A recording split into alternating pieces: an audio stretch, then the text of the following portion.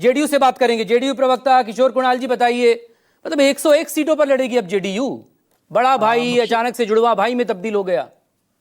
मकसूद जी नमस्कार आपको। देखिए, जेडीयू पहले भी 101 सीट पर लड़ी है। जेडीयू 145 सीट पे भी लड़ी है। जेडीयू 138 सीट पे भी लड़ी है। तो जेडीयू हमेशा से बिहार की लड़ाई लड़ी है। जेडीयू विकास की लड़ाई लड़ी है। और हमारा स्ट्राइक रेट बताता है कि चाहे नंबर जो भी हो, हम लोग हमेशा से बेहतर भूमिका में रहे हैं, पॉलिसी मेकिंग की भूमिका में रहे हैं। और जब आप देखेंगे पिछले चुनाव को देखेंगे, चाहे 15 का चुनाव देखें, 20 का चुनाव देखें या 10 का चुनाव देखें, लोग सवाल तो कर हमें रहे हैं कि अभी से ऑफर आने लगे हैं, क्या नतीजों के नहीं बाद नहीं, देखिए शिफ्ट तो नहीं हो ये जाएंगे? देखिए, माननीय नीतीश कुमार जी की कटिबद्धता और प्रतिबद्धता बिहार की जनता के लिए है। हम लोग बिहार की जनता के लिए काम करते हैं, बिहार की जनता के लिए लड़ते हैं, बिहार की जनता के लिए आगे बढ़ते हैं। तो लोगों का काम है ऑफर देना। उस ऑफर को विनम्रता पूर्वक सुनना हमारा दायित्व है। लेकिन हम लोग बिहार की जनता के लिए काम कर रहे हैं। आपने देखा होगा 15 का चुनाव, हमारे पास 101 सीट ही था, राजद के पास भी 101 सीट तब तो था। हमारी बराबर की संख्या पार्टियां थी ना, दोनों बिहार में अपना राजनीतिक वर्चस्व रखते हैं। नहीं लेकिन नहीं, अब तक बराबर तो की इस पार्टियां, एनडीए गठबंधन में एनडीए बराबर की जेडीयू बड़ा भाई की भूमिका में था। मकसूद जी, बराबर की पार्टियां नहीं थी उसमें। राजद के पास मात्र 22 विधायक हुआ करते थे और हमारे पास 115 विधायक।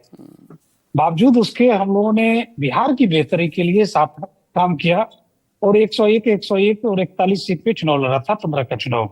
अगर अभी की बात करें तो हमारे पास मात्र 43 विधायक है ऑफिशियली बात करेंगे तो। और तो बीजेपी के पास तकरीबन 70 प्लस है, तो 73-74 के 2020 आसपास है। में जिसने नुकसान तो पहुंचाया वही गठबंधन की सीटें भी ले गया बीजेपी से मिलकर। नहीं नहीं, ये आपका एजम्पशन हो सकता है, परसेप्शन हो सकता है। चिराग पासवान जी की पार्टी 29 सीट लाने वाली भी पार्टी रही है। 2005 का फरवरी का चुनाव अगर आप देखेंगे तो सिर्फ एलजेपी को 29 सीट आया था अकेले में। वही एलजेपी आज 29 सीट पर चुनाव लड़ रही है। ये हम एनडीए के प्रतिबद्धता का निशानी है।